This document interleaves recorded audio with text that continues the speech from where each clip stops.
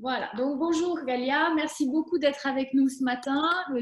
Tu es notre invitée du jour pour le forum des carrières de l'école et on est absolument ravis de te recevoir puisque tu as une carrière absolument brillante et incroyable dans différentes branches et cette diversité, alors notamment dans le domaine de la télévision, du film, des arts en général. Et donc, on est absolument ravis que tu sois là pour partager ce parcours absolument incroyable avec nos élèves de seconde, troisième et quatrième. Voilà, Cara, bienvenue et on t'écoute. Bonjour. Bonjour, je vais faire une présentation bilingue. Je m'appelle Kalia, je suis la chef et responsable de production d'une société qui s'appelle Kaliativity Productions, que j'ai commencé il y a déjà 16 ans. C'est une société que j'ai commencé parce que je travaille dans le domaine de live entertainment. What is Kaliativity? It's a hybrid of my name and creativity. And when the idea of starting it was this concept of how do you take creativity and infuse it in the arts and allow others to grow their brands. So I've been in the production world. I've been in theater and production pretty much most of my career.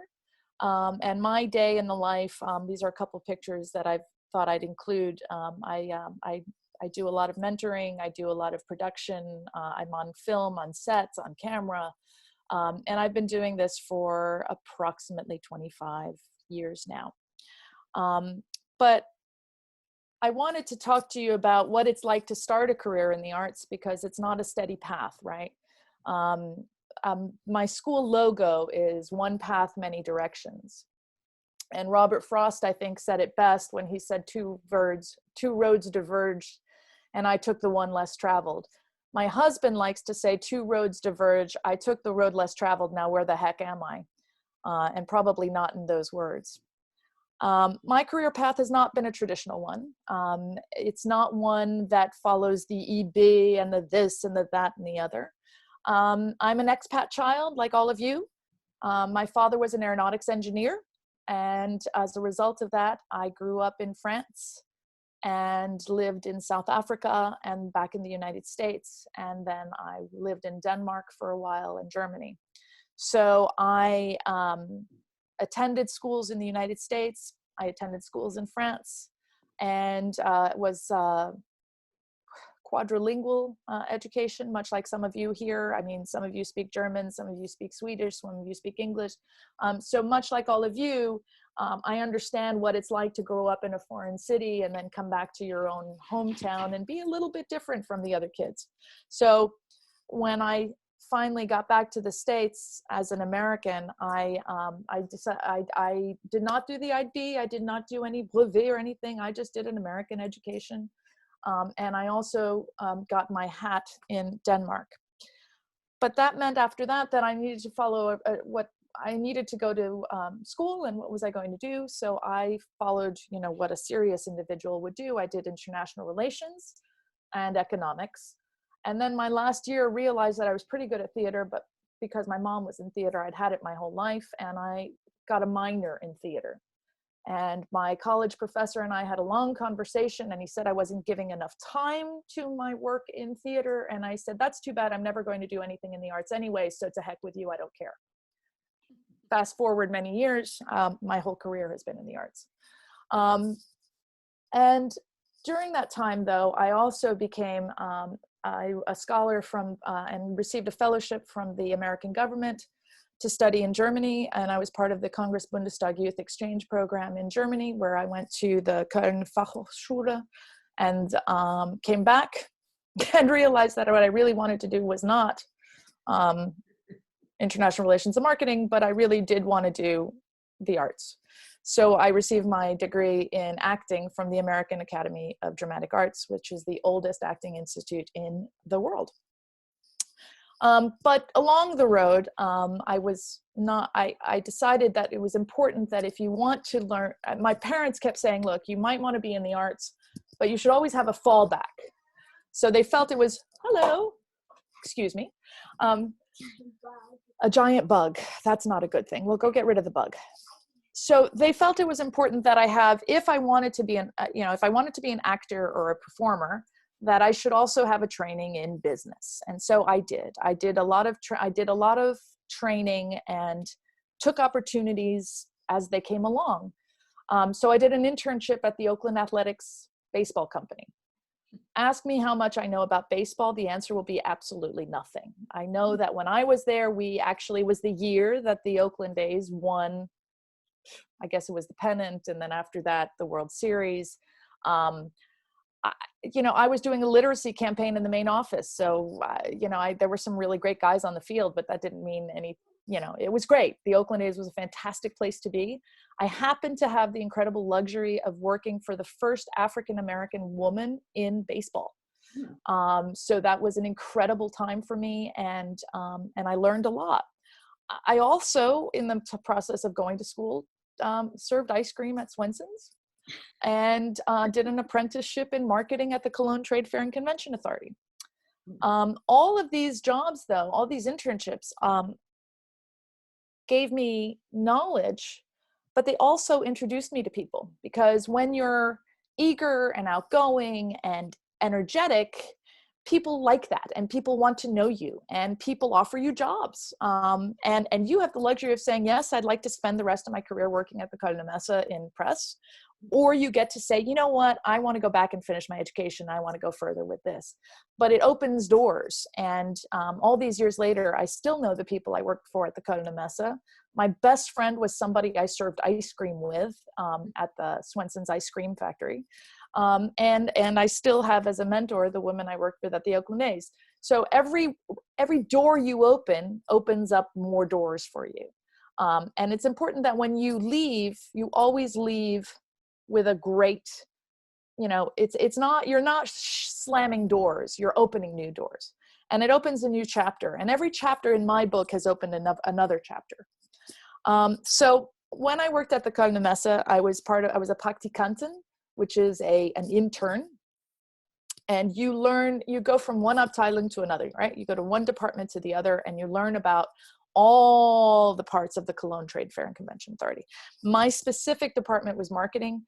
I was supposed to do HR and economics and this and that and the other. People in marketing liked me. They liked the fact that I was multilingual, and they said, can you stay here the whole time? Which I did.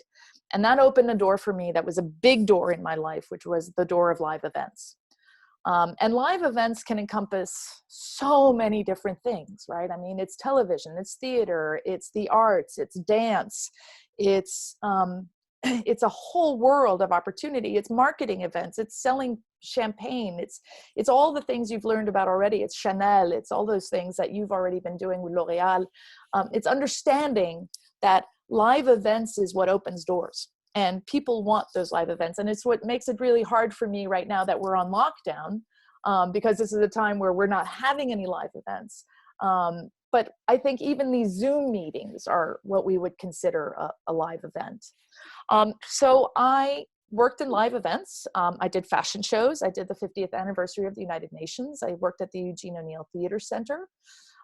Some of you who know theater may know a guy called Lin-Manuel Miranda. He got his start at the O'Neill with a show called In the Heights. I did National Dance Institute. I worked for the Oscar Academy Award winner and Kennedy Award winner, founder of the O'Neill and of the National Dance Institute. And I worked on the Clinton Gore campaign, followed by the Gore campaign, followed by the Hillary campaign, followed by, again, once you start to do live events, you start to realize that can encompass anything. So when I was on the Clinton Gore campaign, I was doing live events that were related to music. So my job was to find a bridge to the year 2000. And my job was to find a place where we could put on a show in the traditional American fashion of local bands in a little gazebo, and it had to have a bridge in the back, and we had to find, so I was location scouting, I was getting bands together, all that, so people could come give a speech in support of our candidate. When I was doing fashion shows, it was very similar. It was finding the right location. It was making sure we had the right people. You start to realize there's a pattern, right? There's things that all come together. And as you know that how to manage a project, if you're really good at project management and you're really good at putting people and places together, you start to realize that you can do that in pretty much anything. During the course of that, I was invited to work with the head of the O'Neill. The president of the O'Neill asked me to help him translate the letters of Catherine the Great to Voltaire. And so I got a grant and took time off from all of that. And I got a grant to come to London and Paris and do that translation. It was a very literary translation. It was a very academic translation. And, you know, normally people would say, what the heck have you done with your career, right? You've done this, you've done that, the other, now you're taking time out. And I needed that time to breathe. I needed that time to figure out what I wanted to do. And this was a very, it was a time where I had a fellowship and I could really study something that was interesting to me. And I took that time. And I think when you take that time, you realize that it's important to look at what others do and learn from them. I mean, some of us understand that if you dream it, you can do it is not just an idea that Walt Disney put out there, but it's a reality, and it's a very American reality. And I think that's it. When I think of my life as an expat being moitié française, moitié américaine, there's a little bit of the very methodical French part of me that's there, but there's also this American can-doism that really has always pushed me forward. And I think it's important to realize that a dream is not just a dream when it becomes a goal, right? When you start to put things one foot in front of the other. One of the things you need to do, though, with those goals is you need to pay your bills. Right. So I had this big thing that I'd done. It was great and everything. And then I came back and I realized that I had bills to pay. So I started to consult. And I had the pleasure of working and changed my focus completely and went to a company called McKinsey, which is one of the foremost consulting companies in the world. And I did events at McKinsey. I arranged the travel. I worked with HR. I made sure that the consultants who were going places could get there and find a way of telling their story to their clients. And this was a very good way of paying back the bills that I had. And it was a very instructional way because, I'm sorry, my Epson seems to want to work right now. Because McKinsey, if anything, teaches you some amazing fundamentals of the world. I mean, if you're ever doing a report on anything at school and you want to find the basic research by some of the foremost thought leaders in the world, just go to their websites because you will find some research that's pretty extraordinary. When I left McKinsey, and they have what's wonderful. At McKinsey, you have, once you're a part of McKinsey, once you've made it through McKinsey, you are now a McKinsey alum. And so you can pretty much go back anytime and present your documents again. It's a 7-8 interview process. It is a long process to get in, but once you're in, you're part of their family. And I decided that I wanted to, I found a job offering for a company that actually spoke French. I wasn't using my languages, and I thought, oh, this is great. So I was in the New York area, and I wanted to move back to New York too. And I went to IFP, and the reason I got the job was because the president of l'Institut Français du Pétrole was fascinated with Voltaire.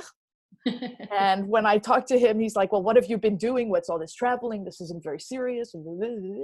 I said, oh, well, I was in France doing the letters of Voltaire to Catherine. And he said, oh, that's amazing. And we had lunch together. We spent 4 hours talking about Catherine and Voltaire. And next thing I knew, I had a job. Wow. But if I learned one thing, you have to do what you love. And if you do what you love, the money will follow. And guess what? I don't love petroleum. I love the people I work with. They're fascinating, but petroleum wasn't my thing. And so I returned to my roots. I returned to Broadway. I returned to the Great White Way, and I returned to what I really loved the most, which is theater and the performing arts. And there I found a mentor.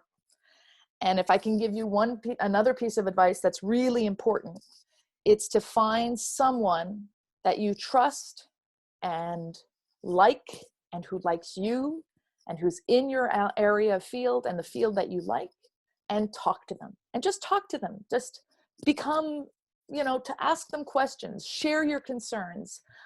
That person to me was the woman in the corner here. Her name was Trish Vredenberg. And Trish was a playwright who had worked on several television shows in Los Angeles. She was a civil rights worker. She was a philanthropist. She's given a lot of to Alzheimer's, and she used the arts to make a difference. And she became my role model. And I really could not be where I am today if it weren't for Trish. And from there, from working with Trish, I moved on, and I worked in television on a live television show where we did 2 shows a day, and delivered 170 television shows per season live to broadcast. We did podcasts, we did webcasts, we did video logs, we did master classes, we did all of that. And I had the pleasure of working for a woman called Martha Stewart, who, if you've lived in the United States, means something. If you're here, she means nothing. En France, she would be the equivalent of Elle Décor. She is an institution in her own right. She started entertainment television in the United States. And she also started the whole marketing concept of 360. So she believed that if you have a television show, you also have a magazine, you have a webcast, you have a website, you have a video channel that goes with it, and you have the whole distribution channel, and you have also the marketing and distribution of actual wares. And so by working with her, you learn that 360 is what really is about. And so I had the pleasure of working with her for close to 18 years. And when I left her, not because, again, we left on good terms. I was offered a job I didn't want. We were great friends and everything went fine. I just decided it was time for me to move on. And I went to become a member of the board of trustees of a company called K-Film, which is the Cayman Islands International Film Festival. I've been with them. We've done a film, a documentary, and I am still working on documentary work here, and primarily in food and lifestyle. Through the course of my work, I've received several awards, including Emmy Awards. I've got 7 recognitions or so. I've got 2 James Beard Awards. I've got several trophies. And I've been recognized for my work in the arts, but that's not what matters. That's not why you do it. The reason you do it is because you love it. To find something you're passionate about and you enjoy, and you obey, right? So that's what's gonna make you go further. So if I'm gonna leave you with a few words of advice for my things. Routines are important. We all need a routine. There was a very well-written book by a general a few years ago who said, look, the best way to start your day is by making your bed. That's going to get you started, right? Because once you have that routine and you have that discipline to know that, then you can start opening new doors, right? And once you open those new doors, you start to see new things. And it's important to see those new things, because those are the new things that get you to open the next door and find the next thing in your chapter. So while routines are part of our foundation, trying new things, even though it's scary as all get out. I started scuba diving when I was 50. You try new adventures, and since scuba diving at the age of 50, I've met new people who are in that and who are big scuba people and do incredible things. But it was a door that I opened at a very late time in my life. The other thing is, it's important to ask questions, even when you feel that it's the dumbest question you ever have. Somebody in the room might have that question, and they're going to be thankful to you for asking that question. The other thing is, you don't ever assume that we all know the answer, but by asking that question, you might be opening a brand new chapter in someone else's life. So asking questions is something we should always do. and never be afraid to ask questions. I always tell people I work with in the entertainment industry, you know, one of the big things we're always scared of is getting, you know, I want to do a new project, I need money. We hear the word no as children every day. My son must hear the word no 100 times a day. When we grow up, when we reach your age, oh, we're scared of hearing the word no, right? Because no, that's not a good thing to hear. But the reality is that no is probably the best thing you'll ever hear, because what's the worst thing that happens? Gosh, when I went to the Oakland A's, I went to a webinar like this, or seminar at the time. And this lovely woman had just given a presentation and said, hey, you know, I work at the Oakland A's and this is what I'm doing. And I just started in a new place and I'm thinking of doing this. And this is a project I'm working on. And, you know, this is what I'm doing. And after it, I walked up to her and I said, hi, you know, I don't know anything about baseball, but I really like what you were saying. Are you ever looking for interns? And she said, no, not right now. But if I am, why don't you drop me a line and I'll get back to you. So I sent her a note. Oh, and don't ever, if someone invites you to write them. And so I dropped her a note and I said, hi, you know, it was lovely meeting you. Your presentation was great. I learned a lot. And, you know, during our conversation, I mentioned if you ever needed an intern, you know, please let me know. 6 months go by and I haven't heard from her, but I get a letter. This was the day of letters. And she says, I'm looking for an intern. Are you available next semester? Well, I could have said, no, I don't know anything about baseball. But instead I said, sure. Yep. And so I took the bus in the middle of East Oakland and went to, you know, the Oakland A's every day and learned a lot and asked a lot of questions. But I dared to ask that question. And I think that's the biggest lesson I would say to all of you is don't think the answer is going to be no, because that one time it might be yes. I'm also going to tell you to never stop learning, never stop educating yourselves at whatever point of your lives. You know, it's always important to learn something new. And it's not what I think is important. It's what you think is important. I mean, there's a woman on YouTube right now who was fascinated with dominoes. And so she started doing dominoes and her mom said, okay, go do dominoes. And she did dominoes. She now has 5 million followers. She's sponsored by American Express. She travels around the world and she does domino presentations. That's what gets her juices flowing. That's where she's creative. That's where she enjoys it. That's where her passion lies. And so here's this woman who turned this hobby of turning her mom's and dad's living room into a domino racetrack into a career. And she is now sought after by people around the world to do dominoes. And finally, I would say, you know, don't try. One of the most difficult things to do is to be an individual, right? We're always trying to be like this person or like that person or like the Kardashians or like that person or this or that and the other. And I think it's important to be an individual. I mean, I know when I was in high school, I wanted to be just like a lot of the people around me. But I discovered that once I became me and comfortable in me and who I am, that's what opened my doors. That's when I was able to go, oh, wait, I'm not really an actress, but I'm really good at this. And I can talk to people and I can create things and I can draw and I can create ideas. And, oh, well, maybe that's going to help me get to my next place. And so I think I'm going to finish by saying what George Bernard Shaw said, which is a life spent making mistakes is not only more honorable, but more useful than a life spent doing nothing. I think whatever you do, just do it. Enjoy it, be passionate about it. And sometimes you learn and sometimes you fail. But I think that to me is really what you need to do is try your best, be your best, and just go with it. And finally, I think the most important is for me, what I'm most proud of is my family life and everything else.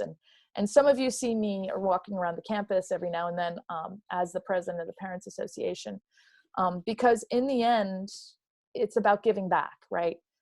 You do your life, you do things because they matter, but you also have to do things for others. And that I've overstepped my time limit. I apologize. I went a little too long. But that's my story and my advice. No, Wow, Kalia, what a fantastic career and what a fantastic talk that you just gave. I think that really we are very lucky to have you this morning. We are going to let the children ask questions, the students.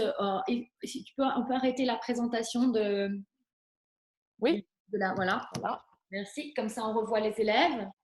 Voilà, et ils vont pouvoir, voilà, on va tous les avoir là. Et ils vont pouvoir leur poser leurs questions. On met en route les caméras, Louis-Adrien, Emma. Alors, Karine, je vais te donner la parole à toi d'abord. Je vais te donner la parole parce que Karine fait beaucoup de théâtre, Kalia. Et elle va être une étudiante IB et elle va faire, elle a choisi drama comme matière en high level. Donc, je suis sûre qu'elle a des tas de questions à te poser. Voilà. Karine, tu peux ouvrir ton micro. Karine, go for it. En français ou anglais, whichever you prefer. I can't think of any question right now. Karine, tell me about your drama. Tell me what makes you love drama and why you've chosen it. Because it's not about me, it's about you.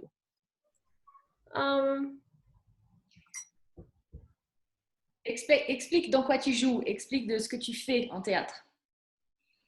À quoi tu participes? Well, en ce moment, on fait pas beaucoup de choses parce que à cause de la quarantaine, c'est un peu compliqué. Oui. Mais avant qu'on arrête d'aller à l'école, avec Mr. McDonald, qui est professeur de drama, on faisait des pièces, on faisait de l'improvisation.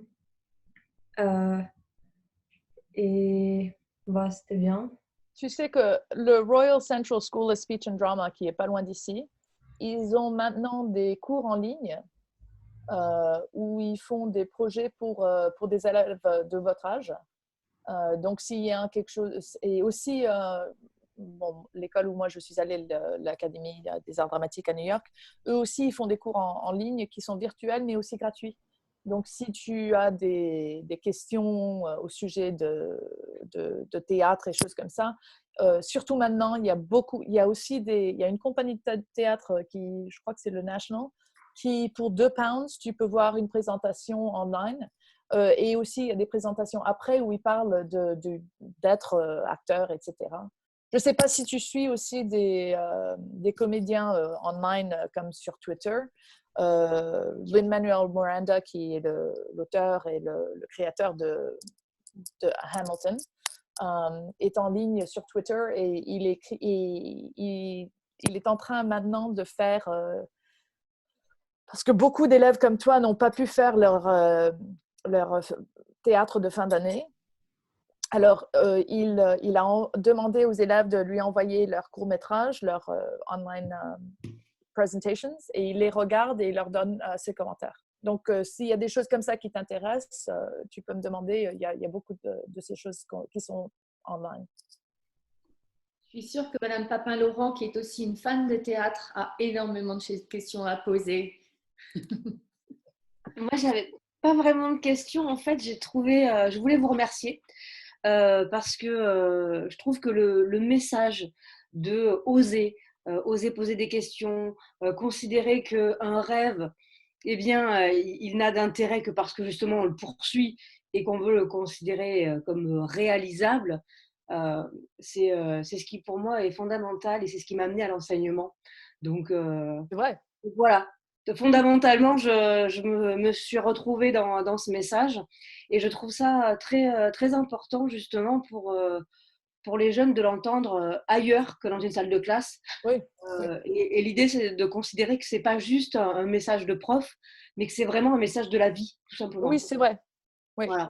Et c'est un message important parce que si c'est un rêve et on crée jour à jour une étape par jour, ça devient une réalité. Et c'est pas seulement c'est pas quelque chose qu'on fait quand on est adulte, c'est quelque chose.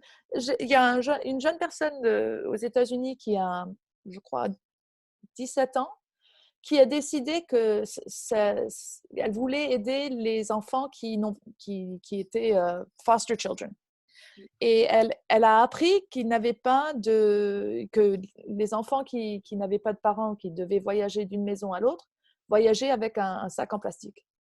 et ça lui avait fait tellement de peine d'entendre cette histoire qu'elle s'est dit qu'elle voulait travailler avec les grandes marques. Et donc, elle a commencé à écrire aux grandes marques, à Samsonite, etc., etc., etc.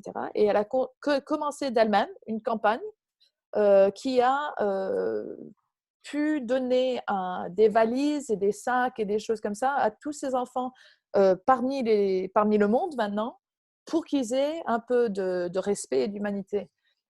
Et je trouve que c'est vraiment dans ces esprits, que dans Saron, dans Karine, dans toutes vos voix-là, vous êtes le futur et vous allez tous trouver, vous allez tous trouver une chose qui vous intéresse et que vous voulez vraiment poursuivre. Et je trouve que c'est pas un rêve, c'est une réalité qui est faisable. Saisir les opportunités, je pense que c'est vraiment ça le message aussi. C'est vraiment saisir les opportunités quand elles se présentent. Oui. Et, ne pas hésiter, ne pas avoir peur. Mais aussi savoir celles qui sont bonnes pour nous et celles qui sont pas les meilleures. Ouais. C'est important de savoir qu'on ne doit pas toujours dire oui.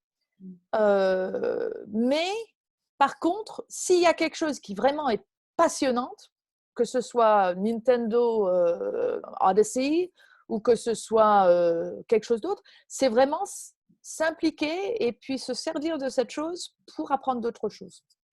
Bon, alors les élèves, on a préparé des questions, je sais, j'ai passé du temps avec vous, donc c'est très bien que vous les posiez, parce que sinon je ne vois pas trop l'intérêt d'avoir passé du temps à poser des questions, de préparer des questions avec vous. Donc on a préparé des questions, j'aimerais bien que vous les posiez. Alice. Bonjour Alice. Hello. Alice, hi. Hello from Sweden. I was wondering, what's been your favorite thing to do, and why was that your favorite thing to do in your career? You know, I've been very lucky. I've worked with some really amazing people. But I think the foundation of being in something that's live and real and happening right now has been really a kick in the pants, if you'll excuse the expression. When I was on the Martha Stewart show, we would literally have guests like Donald, we'd have Bill Clinton, and we'd have Al Gore, and we'd have all kinds of things. Oh, great, I'm getting a makeup. We'd have all these fantastic people online, and we, it's the adrenaline rush of being live, right? It's a real kick to be live, and it's a real, it's much, to me, I enjoy the live process far more than the editing process in the suite. And I'm getting a makeup tutorial right now. That I have no idea how I'm going to get. I hope there's no blue or pink on that. But to me, the editing suite is fun. You get to sit. I've sat in Paramount's editing suite, and I've done all kinds. I've sat and looked. Thank you. I've looked at. That's enough now. But it's long. It's tedious. It's like looking at micropixels, and is that, oh, that doesn't look right. Oh, why are we looking? Oh, wait a minute. He said there. Let's stop that. I like the immediacy of it. I like having things where it's like, where you're worrying about whether the satellite uplink is going to work, where you're worrying about, are we going to get all 17 dancers on stage at once? Is someone going to fall? If someone falls, what are we going to do? How are we going to plan if something goes right or something goes wrong, or how are we going to really make it happen? And it's the teamwork that goes into that is so much fun. But it's working with a team is really great, but you have to really trust that team 100%. I am not a sound person. I am not an editor. I am not a film person, but I am great at putting a team together of really good people. And I want you to be good at what you do. I want you to be the best, because I don't want to learn how to put a mic on someone. I have done it. I hate it. It's not my thing. I want you to be the best actress. If you walk in the room and you're auditioning for me, I want you to be the best person, because I don't want to be here for 25 hours. I want to say, Alice, it's you. We're going. Fine. Let's move on to the next thing. I want to say, wow, Karine walked in. She's fantastic. Great, cancel the rest of the day, because I don't want to be sitting here all day. If I have to get stuck sitting there so you can imagine that sitting in the same place for 90 days, it's not like I'm counting, 90 days has been like, I want to go somewhere. I want to do something. I want to be something different. I want to be finding new things. I want to see new things. To me, that's the excitement of it. Okay, thank you. Thank you. Alors, une autre question, another question. Levez la main hein, si vous avez une question. Alors, Isatou, on ne voit plus du tout ton visage. Isatu, the only name that I really loved. I mean, not only name, but I was like, I love that name, Isatu. Lou Adrien, ta caméra, s'il te plaît. Donc, alors, d'autres Ça marche pas questions. depuis la semaine dernière. D'autres questions. On en a pas. Cara, Oui. ça va, Cara? Oui, ça va et vous? Ça va, merci. Pas de questions, rien? On en a plein. Si j'avais- Oui. Lequel de vos... Parce que vous faites plusieurs travails à la fois, non? Vous faites plusieurs choses à la fois. Lequel de vos travails prend le plus de temps, de votre temps? Demander de l'argent. Alors, comment on fait ça? Comment on fait? Si on a un projet qu'on aime beaucoup, un projet vraiment qui nous passionne, et qu'on sait qu'il y a d'autres gens qui sont passionnés par ce même thème, c'est facile. Bon, si on sait, par exemple, pour vous, Madame Faure, il me semble que quand vous faites le Téléthon, c'est facile de demander aux autres de donner de leur temps, de leur passion, de faire des crêpes, parce que vous savez que c'est un projet qui est intéressant et qui a une valeur. Donc, c'est facile de demander de l'argent pour ça. Donc, si c'est un projet qui vous passionne, demander de l'argent, c'est facile. C'est aussi facile de dire, OK, maintenant, puisque je fais on a un projet qu'on travaille depuis quelques années, et c'est un projet de voyage, et un voyage culinaire qu'on fait avec... donc, on a trouvé alors, il faut trouver des gens qui font des voyages, des gens qui sont dans le culinaire, et il faut trouver des gens qui ont les mêmes intérêts. Donc, quand on sait qu'on va faire des projets de voyage, il faut un hôtel parce il faut savoir qu'on va rester quelque part. Il faut savoir qu'on va voyager, donc il faut des avions. Il faut quelqu'un qui aime tourner ou peut créer de la cinématographie avec non seulement de la nourriture, mais aussi ce qu'il y a autour d'eux. Et aussi savoir, il faut commencer bien sûr avec une idée, un projet, un budget, a script, and a good project. Then you can ask for money. If you don't believe in it, if it's like, hey, so I want to go fly fishing in Iceland, and which I was pitched. Someone came up to me and said, I've got this great idea. We're going to take helicopters and fly around the world and go fly fishing. And I was like, great, fly fishing.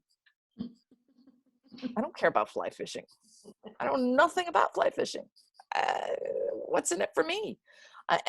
Et ça, c'est le plus important. C'est vraiment qu'il faut aimer le projet. Et c'est pour ça qu'il faut savoir dire non.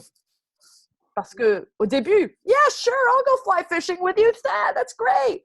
Puis après, tu apprends qu'il faut que tu te réveilles tous les jours à 2 heures du matin, que tu sois dehors, que tu mets les pieds dans l'eau à 3 heures du matin pour aller prendre...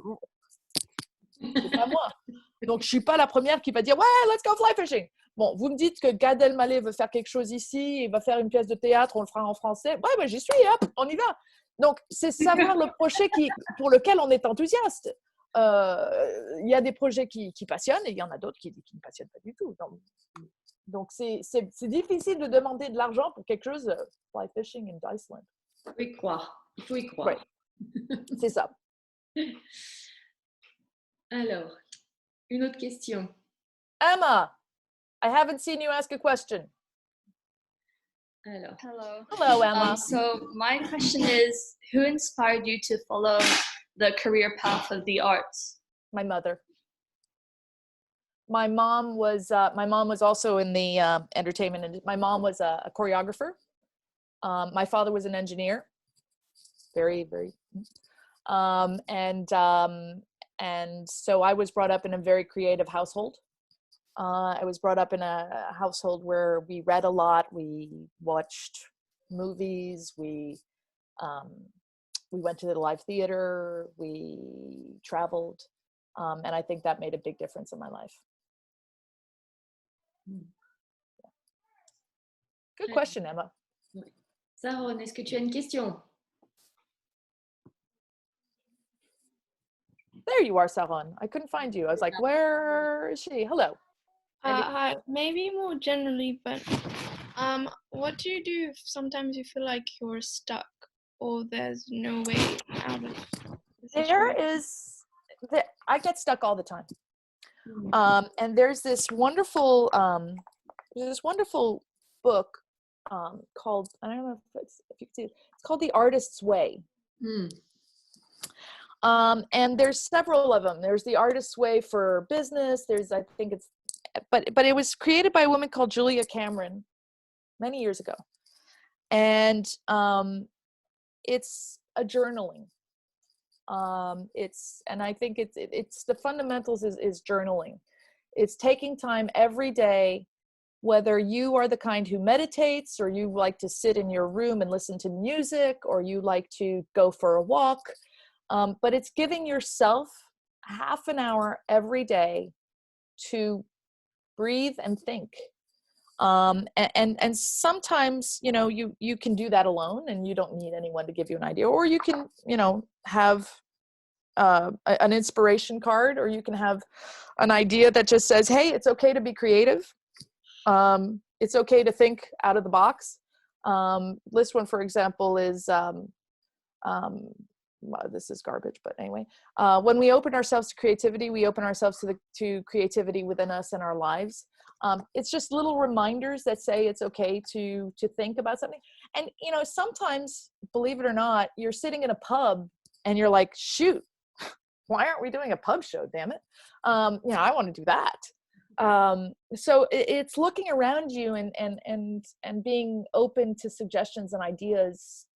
And, it's seeing what others are doing, right? I mean, go to YouTube. I worked with a woman on YouTube a few years ago, and she's a fascinating person. We created a show for her on the Food Network, and we were going to have her come on the Food Network. And she said, you know what? Thanks, no thanks. And we said, oh, this is a great opportunity, network television. You can be syndicated. We did a pilot with her. And she said, you know what? I have 1.5 million followers around the world. I'm 21 years old. I work in my basement. My husband and I have a little this, and I'm fine. And so it's what's great is seeing who's doing stuff out there and learning from that. My son just found this family in Atlanta, and they created a kids brand in their basement. And basically it's their two kids that had this idea of creating these stuffed animals that had interchangeable accessories. And so they sell it now at Walmart and Target all over the United States, and they're distributing now overseas.